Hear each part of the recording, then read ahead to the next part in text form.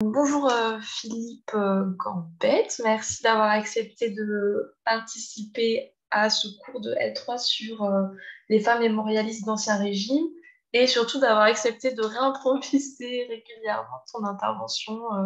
Donc, vu que l'université, en tout cas l'UFR a décidé la suspension des cours, je propose aux étudiants de faire une captation de ta présentation dans laquelle on dialoguera tous les deux en reprenant des éléments que j'ai pu dire en cours sur notamment ton travail sur en fait les lettres et les humanités numériques et la manière dont les outils numériques que tu utilises mettent en valeur les femmes autrices d'Ancien Régime et la manière aussi dont ton activité associative participe de cette visibilisation en lien avec des missions d'enseignement et des missions culturelles par la même occasion.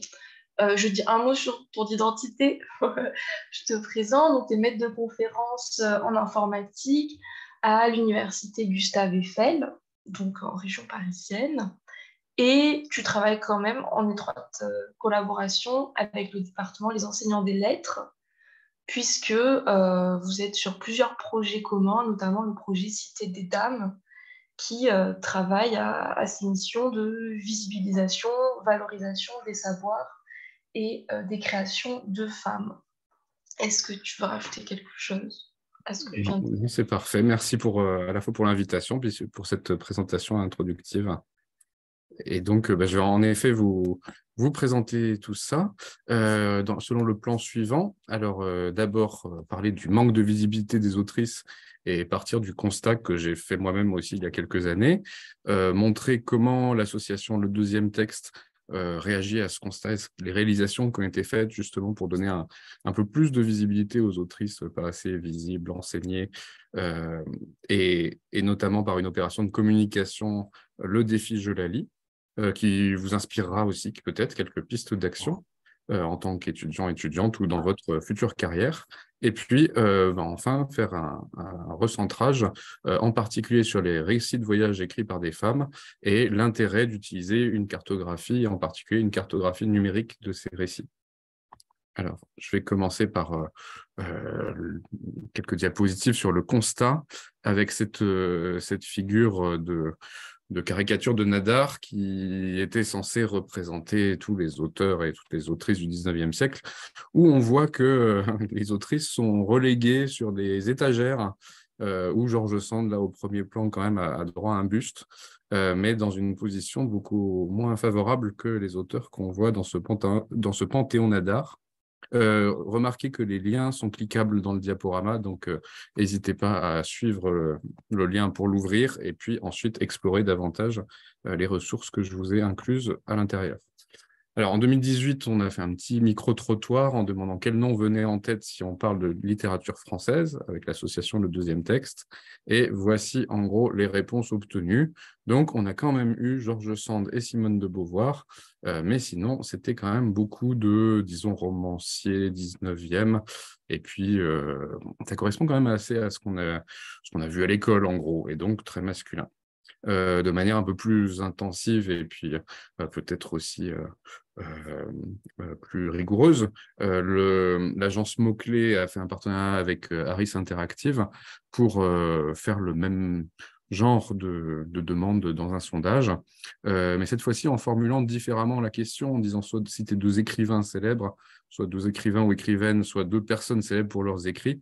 Donc vous voyez que dans tous les cas, les femmes restent minoritaires parmi les autrices citées et auteurs, mais on voit que quand même quand la formulation est explicitement inclusive en faisant apparaître le féminin, on pense un peu plus à citer des femmes. Donc, on a déjà un des critères d'invisibilisation qui peut apparaître ici par tout simplement un aspect très linguistique disons, majorité du masculin dans la langue qui fait parfois oublier les femmes dans le discours. Mais on a creusé un peu plus ce constat, notamment dans le site Histoire d'autrice, dont je vous donne le lien en dessous, fait en partenariat entre un projet de recherche et puis l'association Le Deuxième Texte, pour voir qu'elles sont peu étudiées. Il y a peu de travaux de recherche dessus. Si on cherche leur nom dans les titres de thèse, On trouve 10 fois moins de thèses sur une autrice que sur un auteur. Elles sont peu primées. Si on regarde les grands prix littéraires, même dans le Femina, qui était censé avoir été introduit pour lutter contre la domination masculine dans les jurys des prix littéraires au début du XXe, eh bien, on n'est même pas à 50%. Elles sont aussi peu enseignées. Les pourcentages les plus forts qu'on obtient, c'est au brevet de 2000 à 2017, 22%. Et ça vient du fait qu'au brevet, on intègre aussi pas mal de littérature contemporaine, ce qui permet de trouver un peu plus de femmes. En revanche, dans des programmes qui s'intéressent plutôt à la littérature des siècles passés, là, on descend. Alors, vous avez une petite progression sur les manuels de première, 7% pour ceux sortis en 2001, on passe à 8% à la réforme suivante en 2011, et à la dernière réforme, visiblement, les éditeurs, les maisons d'édition de manuels scolaires commencent à faire passer le message à leurs auteurs et autrices, et on atteint 16%, mais vous voyez que on est loin de la parité. Et aux écrits du bac, dans les épreuves, alors en France métropolitaine, mais aussi dans les centres étrangers, on arrive à du 9% d'autrices dans les extraits qui sont proposés sur les 20 dernières années, et 8% au programme de l'agrégation, là, dans à peu près les 30 dernières années. Et donc, tout ça alimente la croyance qu'il n'y aurait peut-être pas de femmes autrices, pas de grandes autrices. Si vous vous rappelez du Panthéon Nadar de tout à l'heure, des analyses sur le catalogue de la BNF montrent qu'en fait, au contraire, au XIXe siècle, dans les romans, on arrivait à une parité, en tout cas un nombre de romans publiés, entre autrices et auteurs. Donc déjà, voilà, on a des arguments clairs qui nient le fait qu'il n'y aurait pas de femmes autrices, même par le passé, et pas de grandes autrices. Là, encore, si on regarde un peu ce qui a mobilisé les foules, notamment ces pétitions contre l'invisibilité des femmes dans les programmes scolaires, comme celle de Françoise Cahen, en 2016 contre l'absence de femmes au programme du bac L, eh bien, elle citait quelques grands exemples d'autrices du passé, primées et reconnues et étudiées, mais peut-être pas autant qu'elles le pourraient, en tout cas au bac à l'époque. Et donc, la pétition a eu un certain succès avec près de 20 000 signatures, et la ministre de l'Éducation nationale de l'époque avait poussé à changer un peu les choses, donc avoir une œuvre d'hommes et une œuvre de femmes chaque année. À partir de ce moment-là, donc, ça avait commencé avec Madame de Lafayette et la princesse de Montpensier en 2018.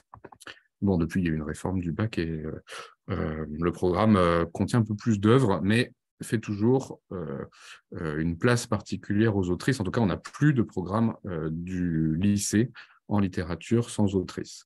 Même chose l'année suivante avec un collectif d'agrégatifs, agrégatives et de soutien pour demander qu'il n'y ait plus d'agrégation de lettres sans autrice. Et là encore, ça a l'air d'avoir payé. Cette année, on a Desbordes-Valmore, par exemple, qui était au programme en poésie.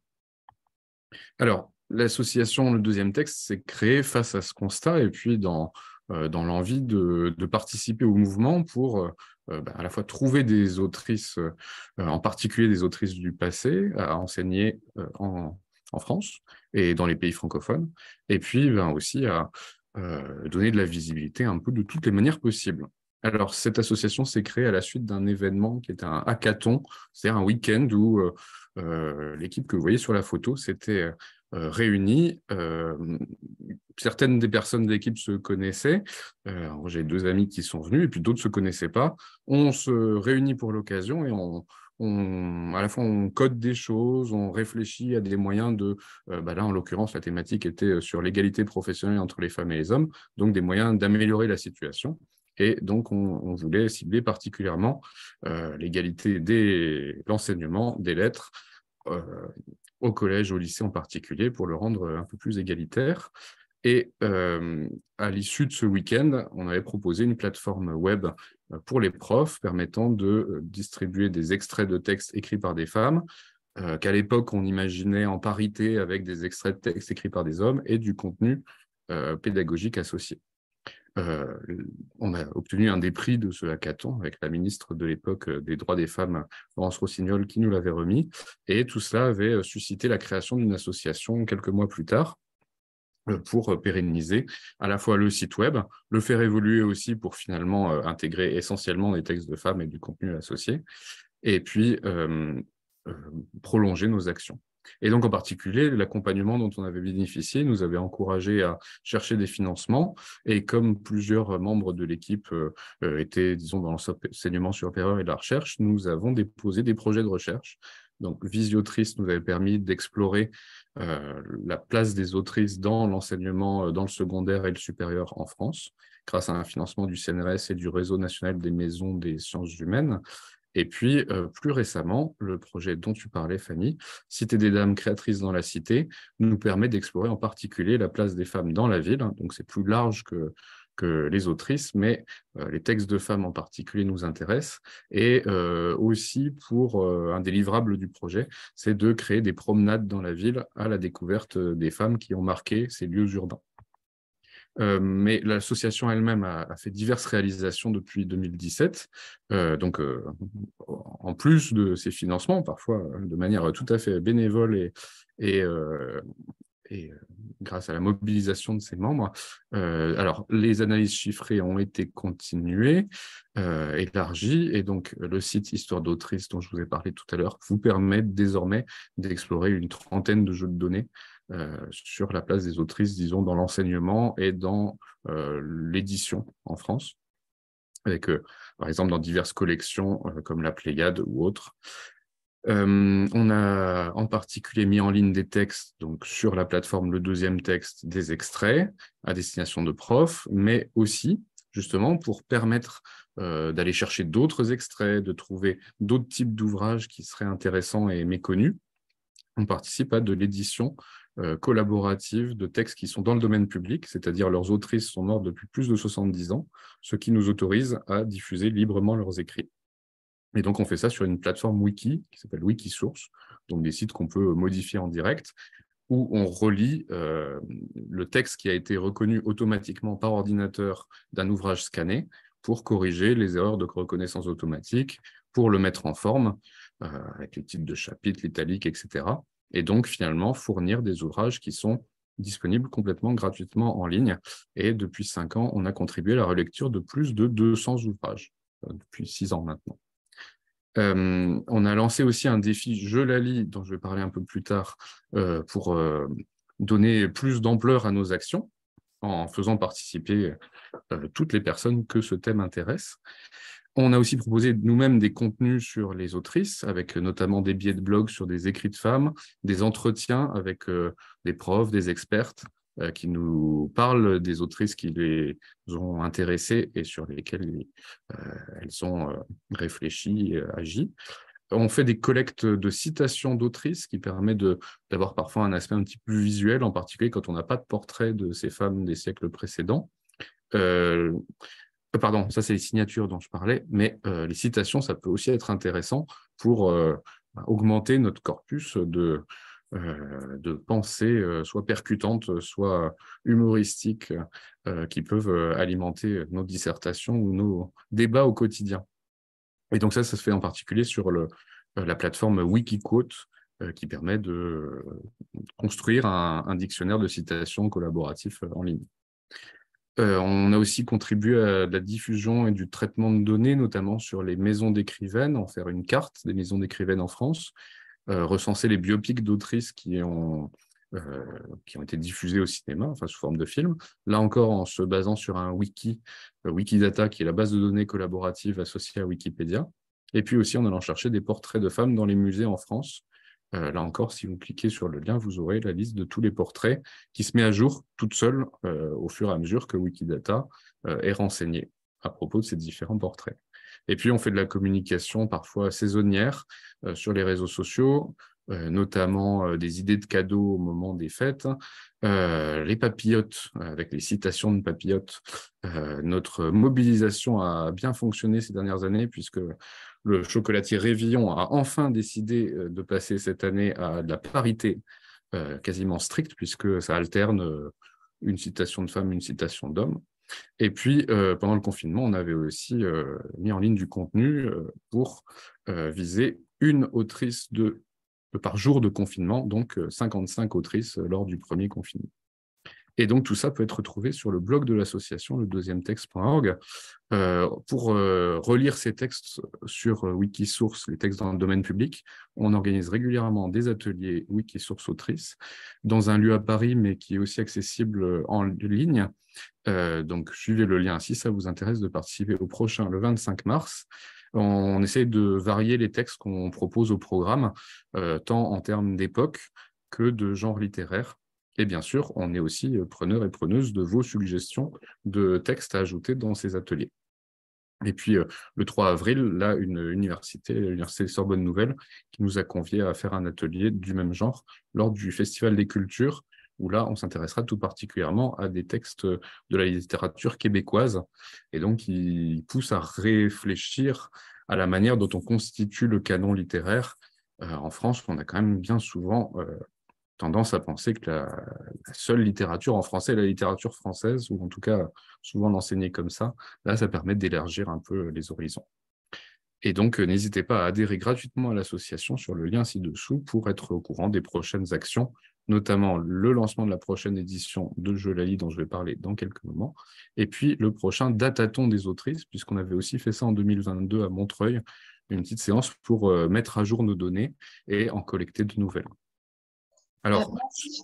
oui. Attends, juste, je t'interromps. J'ai une question qui me vient comme ça. Mhm. Vous êtes combien en fait dans l'association? Comment Alors, on arrive à faire tout ça? on a un conseil d'administration de 10 membres qui sont souvent les personnes les plus actives, mais il y a aussi des personnes qui nous rejoignent de temps en temps. Donc, typiquement à ces ateliers, euh, pendant les dernières séances, on était une dizaine, mais avec, disons, 3 personnes du conseil d'administration. Donc, à chaque fois, on a une demi-douzaine de personnes, soit nouvelles, soit qui reviennent de temps en temps. Et donc là, voilà, sur l'image, je vois qu'on a 2 personnes qui viennent régulièrement et puis 2 personnes qui ont commencé à venir à 2 séances. Et puis là, il n'y avait qu'une personne nouvelle cette fois-ci. Mais donc voilà, on a un public qui est constitué à la fois de fidèles. On a aussi un réseau qui s'interconnecte avec des réseaux à la fois de profs et des réseaux, disons, de féministes, donc de personnes militantes. Et donc là aussi, parfois, on a des implications très ponctuelles de ces personnes-là qui sont enchantées par un de nos événements.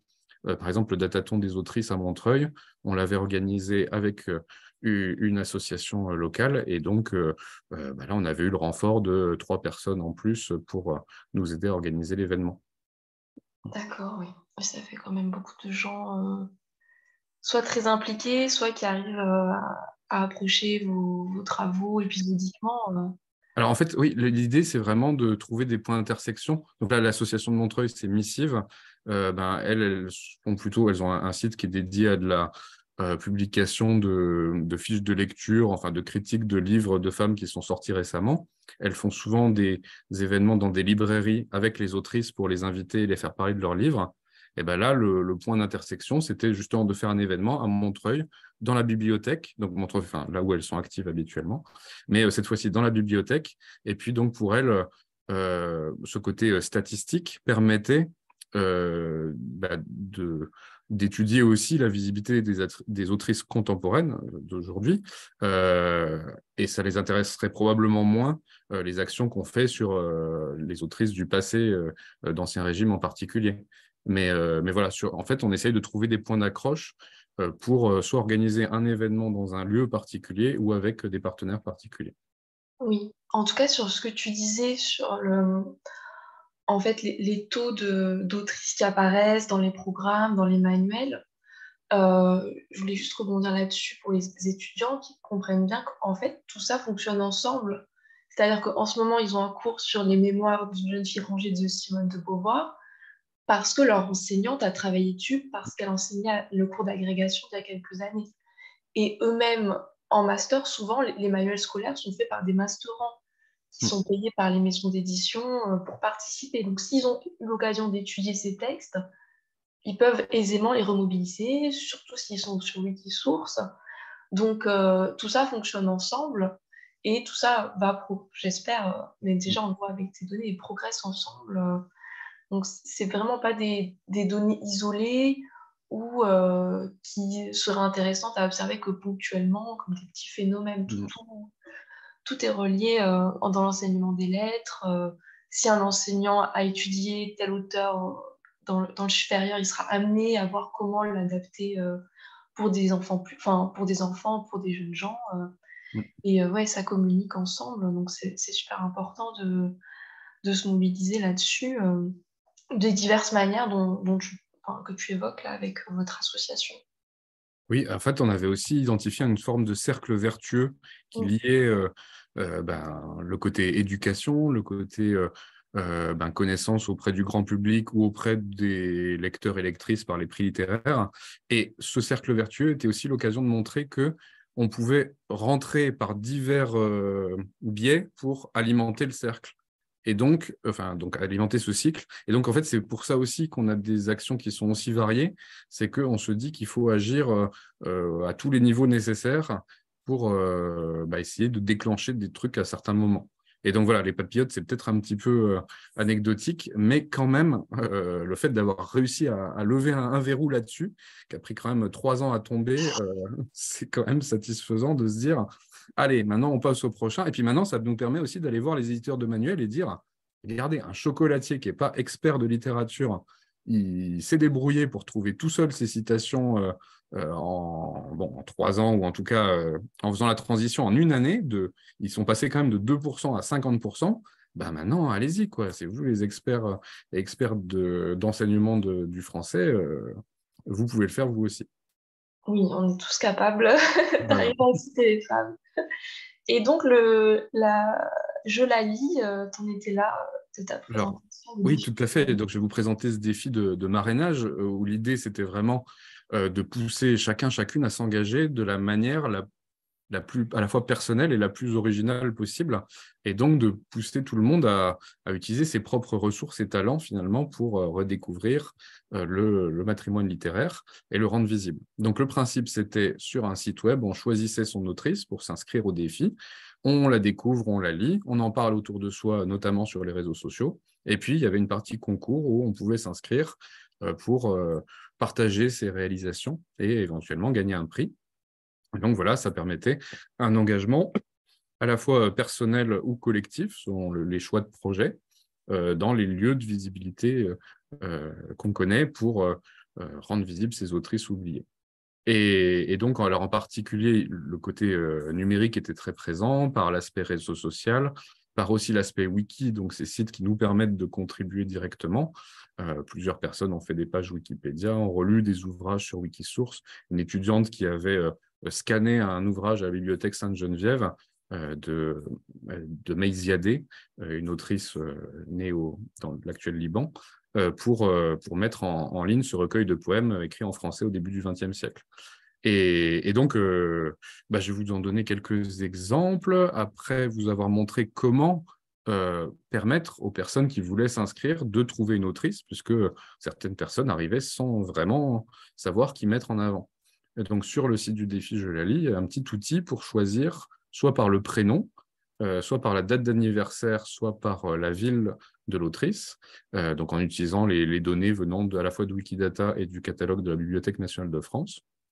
Et puis, proposer aussi ce site, la carte que vous avez sur la droite, donc qui recense les autrices dans le domaine public en France. Alors, celles qui, en tout cas, n'avaient pas encore été choisies jusqu'à maintenant, au moment du défi, enfin de l'inscription au défi. Et donc, vous voyez que certaines villes contenaient encore un grand nombre d'autrices qu'il était possible de choisir. Là, peut-être à Rouen, qui en a une quinzaine, et à Lyon, qui en a 22. Qu'on aperçoit ici. Bien sûr, notre site Histoire d'autrice permet maintenant de découvrir plusieurs jeux de données sur des autrices, et donc, si vous tapez un nom, alors en fait, il faut aller rechercher l'identifiant Wikidata pour le chercher sur le site. On va peut-être améliorer le côté pratique de ça dans les mois qui viennent, mais on peut découvrir à partir de cette personne tous les jeux de données où elle apparaît. Vous avez à droite un exemple de 9 jeux de données qui sont sur le site. Et puis, on avait aussi suggéré des thématiques à chaque édition. Et donc, par exemple, lors de la dernière, on proposait Théatrice 2022 à l'occasion des 400 ans de la naissance de Molière. On avait aussi une thématique femmes de presse. Et puis là, c'était plutôt un type de défi, je l'ai dit, où on encourageait les participantes et participants à apprendre des textes par cœur de ces autrices pour pouvoir les réciter ou les interpréter et donc les faire revivre de cette manière-là. Et on a eu aussi une activité d'accompagnement en fournissant des idées d'activités pédagogiques pour les profs pour que pour que les profs répondent aux défis avec leur classe. Et donc, on a un petit document de maintenant 5 pages qui recense ces idées et donne des conseils pratiques pour se lancer.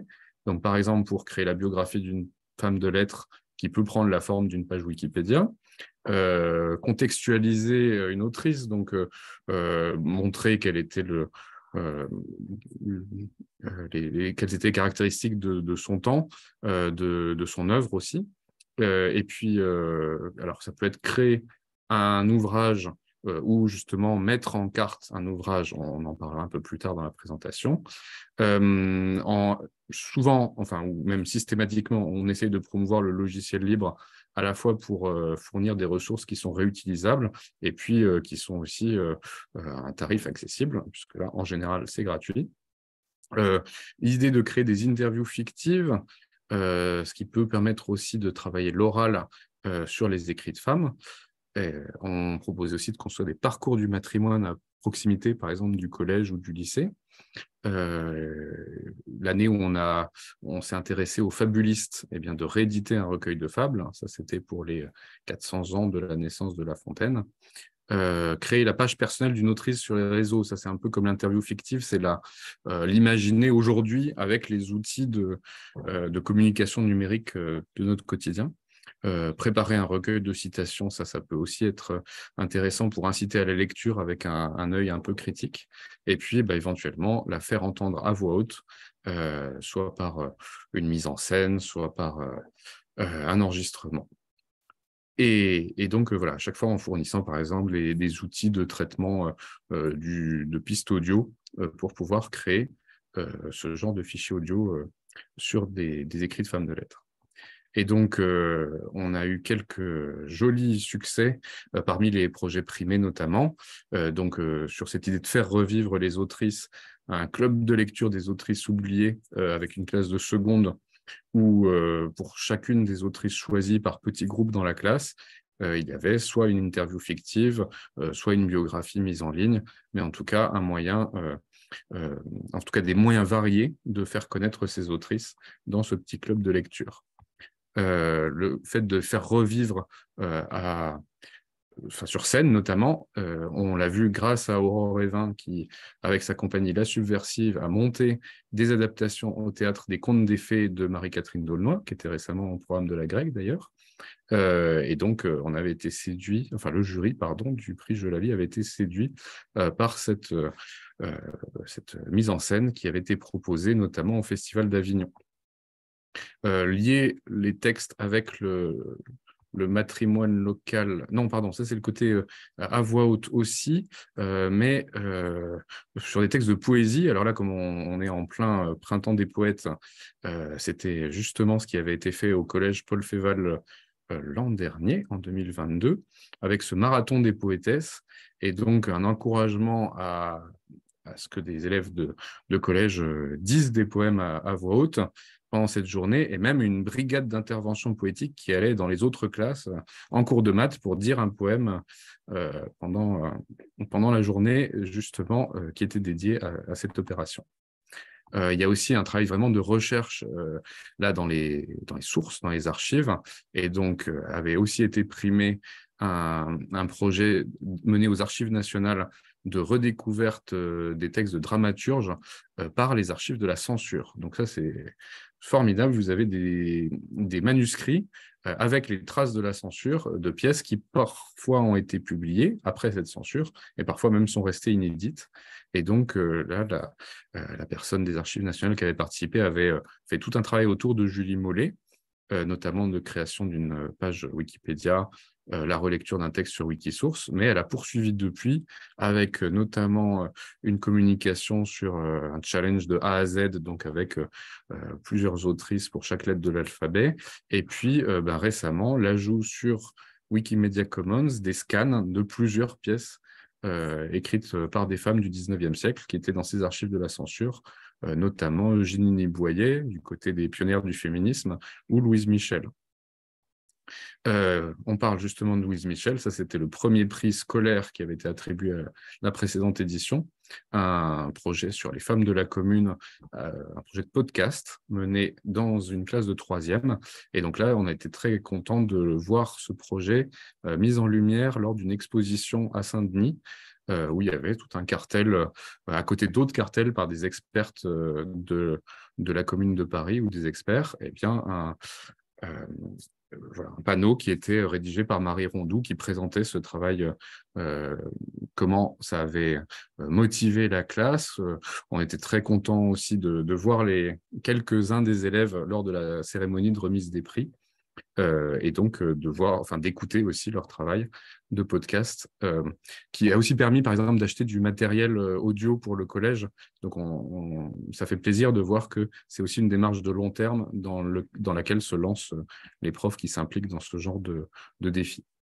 Et puis, un côté peut-être un peu plus local avec, là, cette fois-ci, tu es carrément en école primaire, des CE2 à Béziers qui sont partis grâce à leur professeur sur la piste de Mathilde Bello-Dessalles, une autrice et puis historienne en fait du début du XXe siècle qui avait été oubliée. Et donc, c'était vraiment une sorte d'enquête à propos de cette autrice. Et peut-être pour faire un peu le lien avec ce sur quoi on va parler maintenant, c'est-à-dire des voyages littéraires et puis la cartographie de ces voyages, là, un projet mené en classe de 5e. Vous avez déjà vu le collège de Dol de Bretagne primé en 2021-2022. Là, ils avaient gagné l'année précédente le premier prix pour cette édition numérique d'un chapitre du voyage d'une femme au Spitzberg de Léonie Donnet. Et donc, le chapitre où, justement, elle se trouve dans le Grand Nord.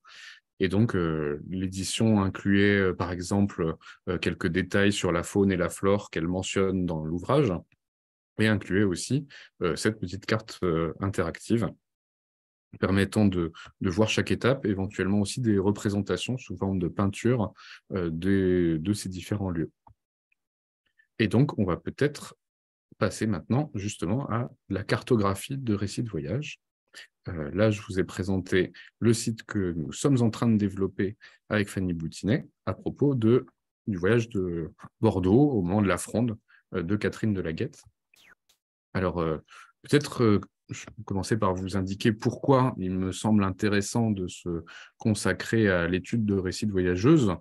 Déjà parce que souvent, c'est des voyageurs auxquels on pense quand on pense exploration et voyage du passé, en tout cas. Et on avait été un peu surpris par un tweet en 2018 de la Bibliothèque nationale de France où une communication à propos justement de récits de voyage ne faisait apparaître que 18 hommes. Donc, ce n'était pas seulement ceux du tweet. Quand vous suiviez le lien, il n'y avait que des hommes. Un an plus tard, on avait apprécié que la BNF organise une rencontre Gallica sur le thème « Voyageuses, exploratrices et femmes journalistes ». Donc, en suivant le lien, vous trouverez un compte-rendu sur le blog de l'association, le deuxième texte. Et donc, ça nous semble important d'avoir, c'est vraiment la démarche de l'association aussi, que les jeunes femmes puissent s'identifier finalement aux autrices qu'elles lisent. Et donc là, avec ces textes de voyageuses, on a différents modèles qu'on peut mettre en avant. Alors, à la fois des voyageuses un peu comme aujourd'hui, un peu du tourisme culturel. Là, je vous ai mis un lien vers un ouvrage à propos d'un voyage vers la Hollande de Louise Collet ou vers l'Allemagne de Mathilde Bello-Dessalles. On a aussi des figures de pionnières du journalisme, Marcel Tiner qui va en Turquie au début du XXe siècle, Isabelle Eberhardt plutôt au Maghreb, en Algérie.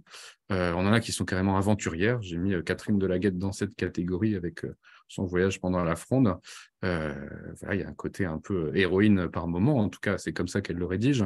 C'est un peu la même chose pour Marga d'Andurin, qui veut faire un pèlerinage à la Mecque à un moment où c'est complètement interdit, et qui finit au milieu du voyage par tuer son mari. Bref, c'est un peu les Ça donne aventures envie de le de... lire. Je ne connaissais pas, je vais regarder. Ouais. Et donc là, alors, en général, je vous mets le lien vers Wikisource quand on l'a relu. Alors, on a aussi des exploratrices. Donc, Léonie Donnet, le Grand Nord, on en a parlé. Isabella Bird, c'est plutôt dans les montagnes rocheuses en Amérique. Donc là où il y a quand même une recherche de choses un peu exceptionnelles. Alors, on a des scientifiques aussi, comme Alexandrine Tinet, qui, lors de ses explorations, s'intéresse aux plantes en particulier, ou Jeanne Dulafoy, qui, elle, est une pionnière de l'archéologie. On a aussi des négociatrices comme Marguerite de Valois et son voyage dans les Flandres, ou des championnes olympiques comme Virginie Herriot, alors qui, avec son...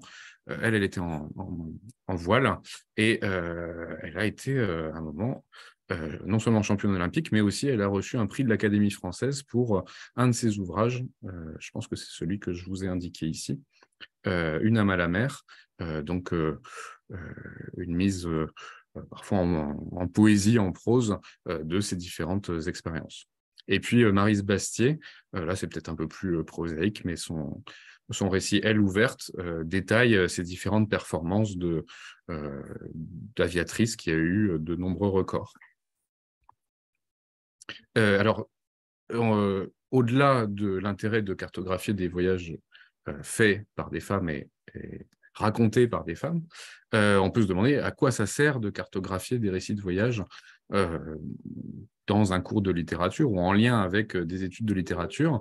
Il y a déjà des enjeux de compréhension des textes. Où se situent les gens, de qui on parle et qu'est-ce qui se passe? Eh bien, des fois, c'est pas toujours clair, en particulier dans les textes anciens. Faire une cartographie des textes, ça pousse vraiment à s'interroger à chaque phrase sur le lieu et puis les personnes qui sont rencontrées tout au long de l'itinéraire pour avoir un itinéraire enrichi par les personnes rencontrées et par divers suppléments numériques qui nous permettent de bien comprendre le texte. Donc, c'est en quelque sorte des notes de bas de page, mais sous une forme numérique et rattachée à une carte. Ça peut aussi nous permettre de mieux comprendre la temporalité du voyage. Gérard Genette a théorisé la notion de vitesse du récit. Là, on peut voir la vitesse en voyant vraiment les distances qui sont parcourues par rapport au volume de texte qui correspond.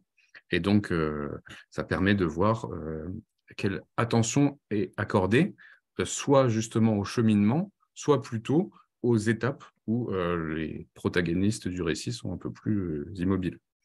Ça permet aussi d'analyser le texte avec un autre regard, par exemple repérer les écarts dans l'itinéraire par rapport à un plus court chemin qui n'apparaissent peut-être pas explicitement dans l'ouvrage, voir si on cartographie non seulement le récit du voyage, mais aussi le voyage réel, de voir justement les écarts par rapport à ce qui est dit du voyage, si on le compare par rapport aux archives dont on dispose. Donc là, je vais vous illustrer ça tout à l'heure dans des cas particuliers.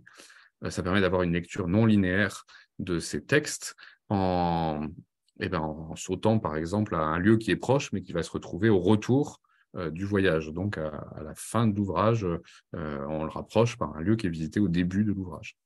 On peut explorer aussi, c'est palimpsestes urbains, donc superposition de plusieurs périodes temporelles qui apparaissent dans la ville telle qu'elle est visitée au moment du récit. Eh bien, en fait, c'est parfois l'occasion aussi de revenir dans le récit sur des événements qui se sont passés par le passé, et donc nous, de pouvoir expliciter cela sur une carte interactive enrichie. Enfin, c'est aussi un outil de communication, ces cartes d'itinéraire en lien avec des textes, à la fois pour valoriser un patrimoine local. Donc, ça peut être aller plus loin en organisant des hommages ou des pèlerinages carrément sur les lieux, avec éventuellement des petits panneaux indicateurs qui font référence au texte, puisque désormais, on sait précisément quels sont les lieux évoquées dans le texte. Ça peut aussi conduire à des promenades littéraires. Là, je vous ai mis le lien vers une conférence, un ensemble de 2 journées d'études qui avait été organisée par Mathilde Labbé, une chercheuse de Nantes qui travaille particulièrement sur ces questions, et notamment les questions de monuments littéraires. Et puis, finalement, de faire de la médiation vers le grand public, de travaux de recherche en littérature ou en histoire. Et donc, ça peut être aussi l'occasion de prendre contact avec des institutions dédiées au tourisme ou à la culture, notamment dans les villes qui sont concernées par le périple raconté par ces textes. Alors, voici un premier exemple sur le voyage des Flandres de Marguerite de Valois dans l'application web qui a été développée par le projet Cité des Dames, plus précisément par Alexis Martinet, dont le nom apparaîtra plus tard, qui était en stage pour ce projet. Et donc là, vous voyez ce voyage de 1577 où Marguerite de Valois part dans les Flandres, soi-disant pour prendre les bains à Spa, pour traiter un problème de santé, et puis en fait aussi pour prendre contact ou reprendre contact avec la noblesse locale, donc de la Belgique, enfin des Flandres de l'époque, et essayer d'affermir les liens avec son frère, notamment le roi de France, Henri III. Vous voyez là à droite des aspects un peu quantitatifs sur le voyage, une 40aine d'étapes, pour chacun en moyenne 2 textes et 2 documents multimédia qui permettent d'éclairer un peu l'étape. Et vous voyez ici, sur la copie d'écran, qu'on a des archives, par exemple des livres de contes de Marguerite de Valois, qui permettent de savoir où elle est passée, alors même que le texte du récit de ses mémoires n'évoque pas forcément tous ces lieux.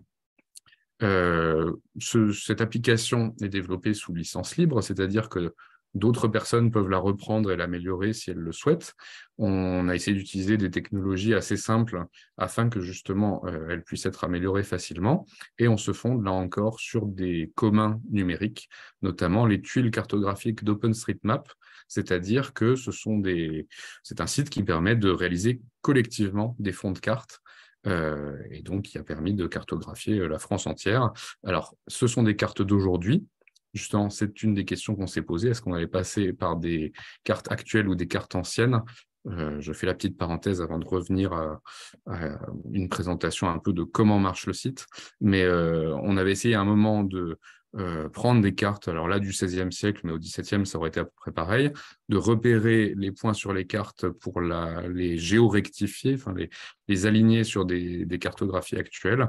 Et puis, on se rend compte quand on fait ça qu'en fait, il y a de trop grandes divergences entre la carte de l'époque et la carte actuelle pour pouvoir représenter comme ça un voyage qui serait au niveau de la France entière ou des Flandres. Donc, on a un peu renoncé à cette idée-là. Je reviens à la partie un peu qui illustre quelles données on mobilise pour construire une telle application. On doit avoir des données sur les étapes, notamment lieu, date, description de l'étape, latitude, longitude, et puis des données sur les textes ou les documents multimédia associés, donc des données de type bibliographique.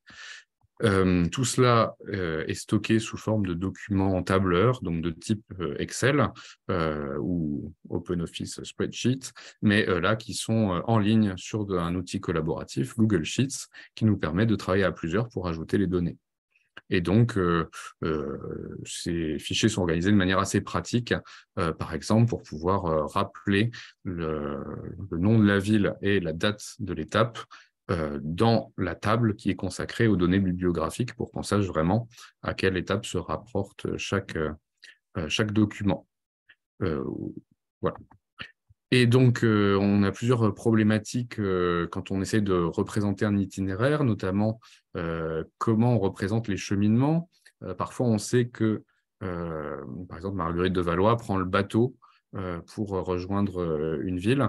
Eh bien, par simplicité, on a choisi de représenter des itinéraires rectilignes, mais finalement, ça peut avoir un intérêt. Ça permet de vraiment détecter quand il y a des détours par rapport à l'itinéraire normal. Et là, par exemple, ça permet de voir pour ces 3 exemples qu'il s'agit de détours pour aller vers des lieux en fait, de religion, donc de pèlerinage. À gauche, on a la Sainte-Baume. À droite, on a l'abbaye Notre-Dame l'église Notre-Dame de Liesse. Et ici, je ne sais plus, mais encore, oui, à l'abbaye de Fontevraud, je crois, pendant le voyage en Gascogne de Marguerite de Valois. Et donc, ce sont des moments de spiritualité qui ne sont pas forcément évoqués justement dans les récits de ces itinéraires ou qui sont évoqués très rapidement. Donc, il est intéressant de pouvoir les repérer visuellement grâce à cette représentation. On peut aussi se poser la question des vues de ville qu'on utilise pour donner à voir les différentes étapes et donc pour préparer tout un ensemble de vues de ville qui pourraient nous être utiles au XVIe ou au XVIIe siècle. On a cartographié quelques atlas de l'époque, notamment celui de Braun-Hogenberg, plus récemment, donc au XVIIe siècle, qui pourrait être bien adapté aux mémoires qui est bien adapté, on l'a réutilisé pour les mémoires de Catherine de la Guette. On a la topographie française de Chastillon, donc publiée au milieu du siècle, qui permet d'avoir quelques jolies vues de ville. Voilà. Et donc, ceci nous permet aussi de faire un itinéraire enrichi pour ce voyage de Gascogne de Marguerite de Valois et Catherine de Médicis au moment où elles essayent d'avoir de meilleures relations, disons, avec le futur Henri IV, Henri de Navarre à l'époque. Et puis, eh bien, un texte que vous connaissez déjà un peu, la fronde, enfin en tout cas les mémoires de Catherine de la Guette et l'épisode de la fronde, donc où on suit Catherine de la Guette vers Bordeaux. Et donc, ça va être l'occasion de vous montrer une petite démonstration donc du site. Quand on arrive, on a une petite présentation du texte. Et puis, soit on commence ici, soit on choisit de cliquer sur une des étapes de l'itinéraire. Donc là, on se trouve d'abord à Sucy-en-Brie, où Catherine de la Guette a sa maison. Et puis, il va y avoir quelques allers-retours vers Paris. Alors, on peut soit naviguer par cette frise chronologique. À chaque fois, on a des extraits des mémoires. Si on clique sur le lien vers les mémoires, on se retrouve justement à l'endroit qui est concerné par l'étape sur laquelle on était. Et puis, on peut cliquer sur le lieu pour passer à l'étape suivante et donc voir éventuellement les documents qui sont associés, parfois iconographiques, parfois des textes. Et puis éventuellement suivre les liens pour avoir les détails sur ces différents documents. Moi aussi, j'ai fait charger la page pour montrer 2, 3 points que je voulais souligner pour expliciter aussi ce que tu disais vraiment très efficacement sur la manière dont on peut, à quoi ça sert de faire une carte finalement. Voilà. Pourquoi Et est-ce qu'on s'engage dans ce genre de projet? Parce que déjà, ça permet de voir des choses qu'on ne voit pas avec les textes et, euh, et ça permet à différentes échelles, enfin, pour différentes personnes. Donc, il y a plusieurs acteurs, étudiants, enseignants, personnes du monde culturel, municipalités qui trouvent leur compte.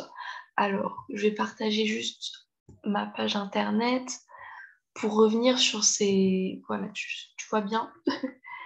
Pour revenir sur ces allées et venues de Catherine de la Guette, donc en cours, j'avais insisté sur le fait que ces mémoires rendent compte de mouvement, vraiment, d'une mise en mouvement individuelle de ce personnage historique assez mineur, en fait, et de la manière dont, en fait, elle arrive à agir, à rencontrer des gens, à se déplacer, alors que ça ne nous semble pas du tout naturel pour nous qu'une femme, en temps de guerre, arrive à traverser la France, voire même se balade dans sa région et croise des soldats. Donc on avait travaillé sur le passage où elle rencontre des soldats entre Sucy-en-Brie justement et Grosbois. Donc là, on avait Sucy-en-Brie et puis Grosbois, c'est un point qui revient très souvent aussi dans la carte. Voilà, quand je zoome, on voit qu'il y a plusieurs allées et venues qui sont concentrées dans le temps. Pour situer un petit peu donc cette ville de Sucy-en-Brie, euh, c'est une ville qui existe dès le XVIIe siècle, mais qui n'a pas du tout l'apparence qu'elle a aujourd'hui. Et ce qui est intéressant quand même, c'est de voir qu'on conserve en fait. Ah, tiens, j'ai pas cliqué sur l'étape. Qu'on conserve la maison de Catherine de la Guette que tu allais prendre en photo dans la ville de Sucy. Donc le bâtiment d'origine qui est toujours là. Ce qui était intéressant de voir aussi quand on a voulu recenser les types de documents, c'est que en fait, la mairie de Sucy-en-Brie avait décidé de son côté de faire un travail de valorisation de cette autrice patrimoniale qui marque la ville.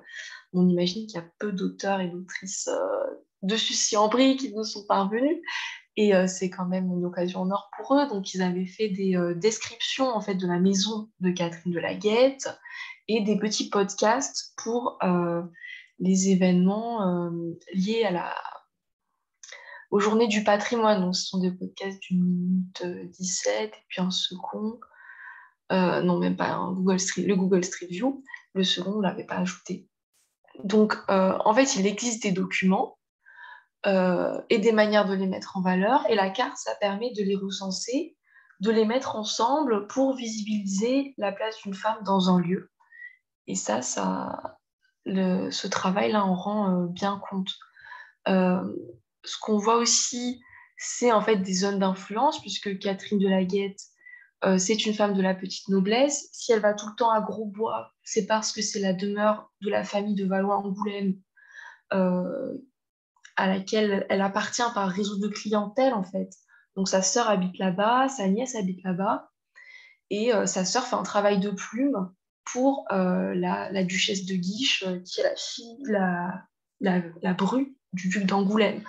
Donc, voir qu'elle y va tout le temps, que c'est pas juste une occurrence dans le texte, mais qu'elle s'y rend physiquement, ça montre ses réseaux familiaux et réseaux de clientèle, en fait, réseaux d'argent aussi, et de dépendance. Donc, localement, ça visibilise ça, parce que ça visibilise aussi, par exemple, dans une étape que j'avais notée, voilà, c'est l'étape, je crois, 6 sur notre carte.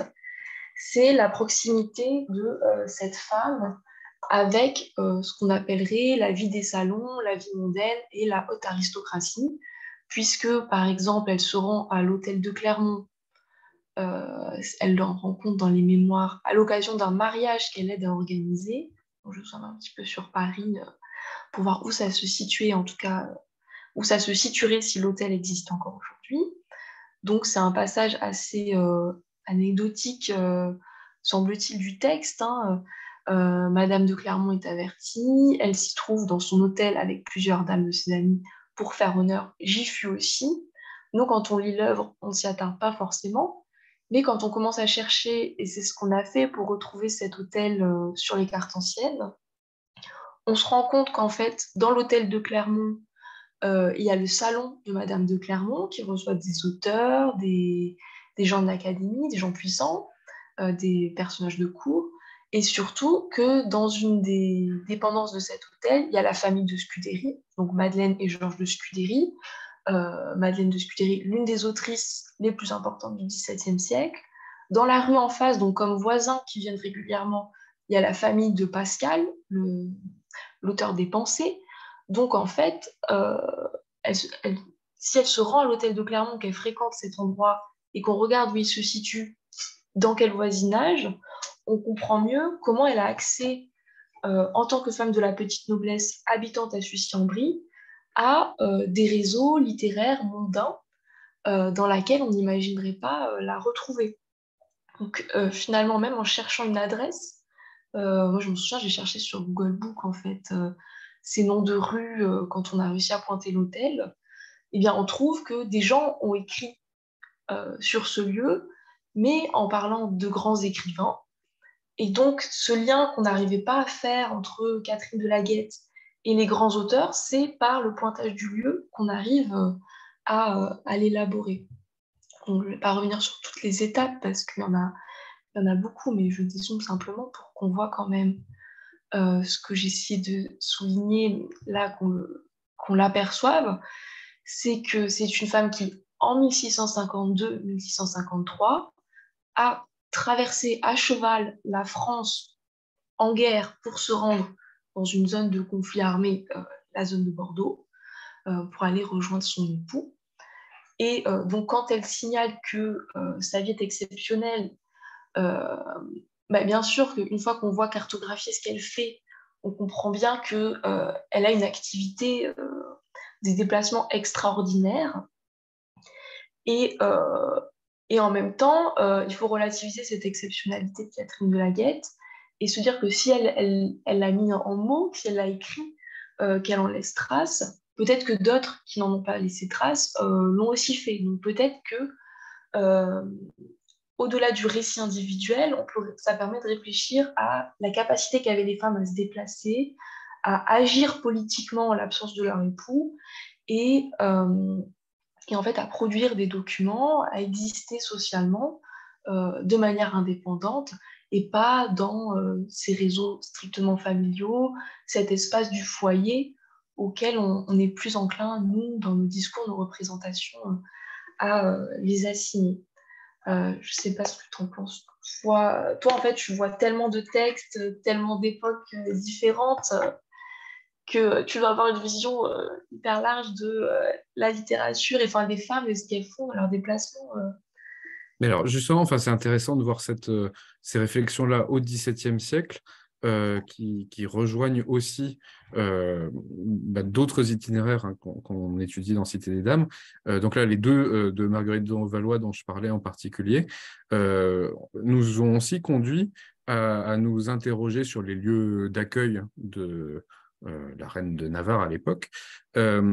Et donc, aux liens à la fois, par exemple, familiaux avec cette noblesse des Flandres qui l'accueille, mais aussi à des liens plus intellectuels, et donc finalement qui la font croiser certains humanistes de l'époque, ou plutôt certaines pratiques humanistes de l'époque.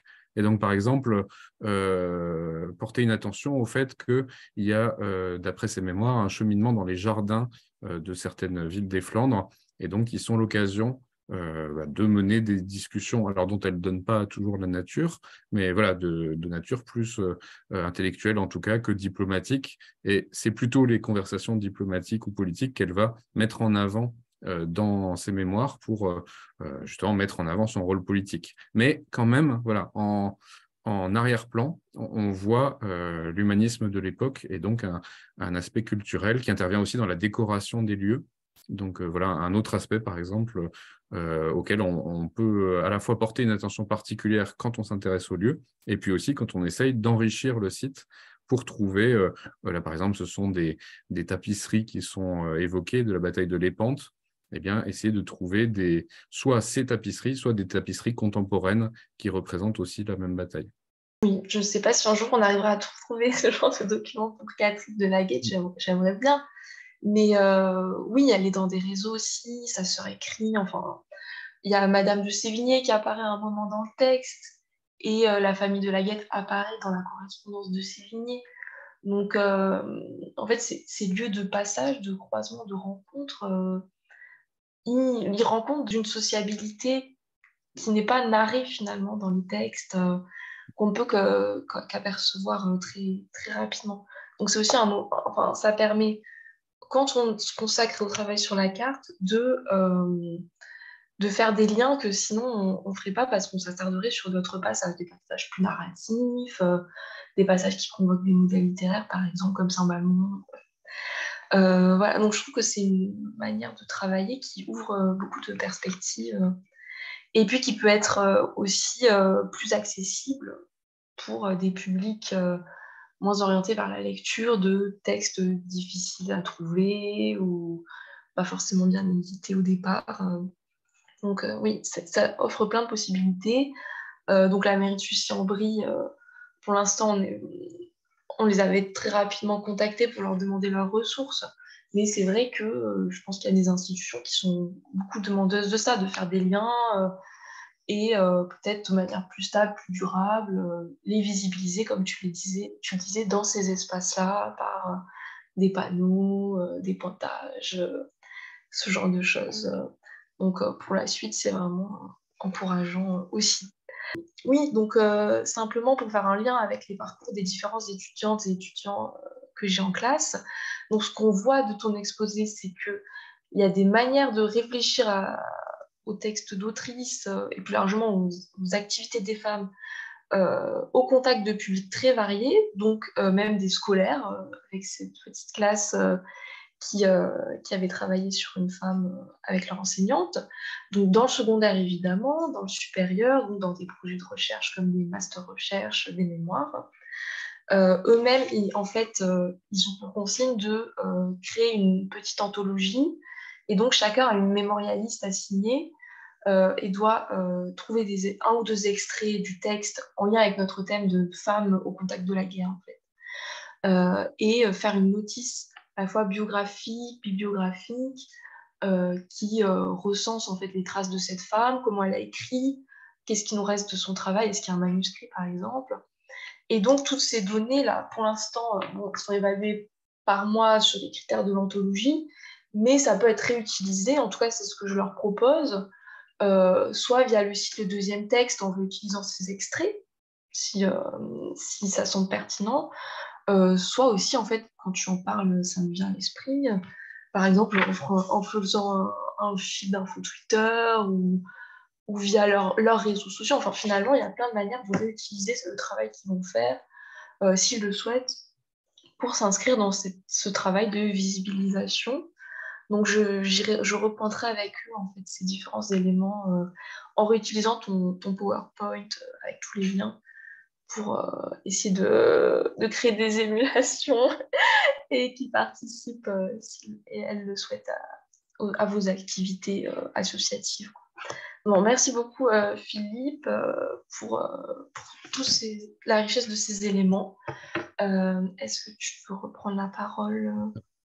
Oui, oui, pour conclure, en tout cas, je suis très content qu'il y ait ces livrables qui sont envisagés en lien avec le cours, et ça sera avec plaisir qu'on les valorisera aussi sur le site de l'association Le Deuxième Texte.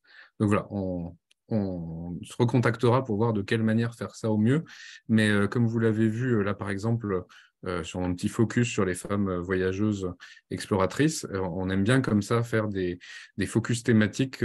Ça correspond aussi à la démarche des profs qui font des groupements de textes parfois, et donc qui essayent non seulement de trouver des liens entre les extraits qui sont proposés, mais qui ont besoin à un moment d'avoir aussi un focus sur chaque autrice pour bien les connaître, alors même que les ressources ne sont pas souvent très disponibles. Donc voilà, ça sera avec plaisir qu'on fera un petit focus sur les femmes mémorialistes de l'Ancien Régime qui abondent déjà nos ateliers Wikisource, puisque là, on a un texte sur la Fronde aussi, qui est proposé lors de notre prochain atelier. Et la dernière fois, une vingtaine de pages avaient été relues. Donc des mémoires il me semble que c'est Marie de Nemours. Ah oui, tu m'en avais parlé, oui. Voilà. Et En donc, oui, deux optimisme, participantes ça. avaient relu, deux qui étaient à distance la dernière fois, avaient travaillé dessus. Bon, très bien. Je suivrai alors avec intérêt la progression. Ah, c'est super.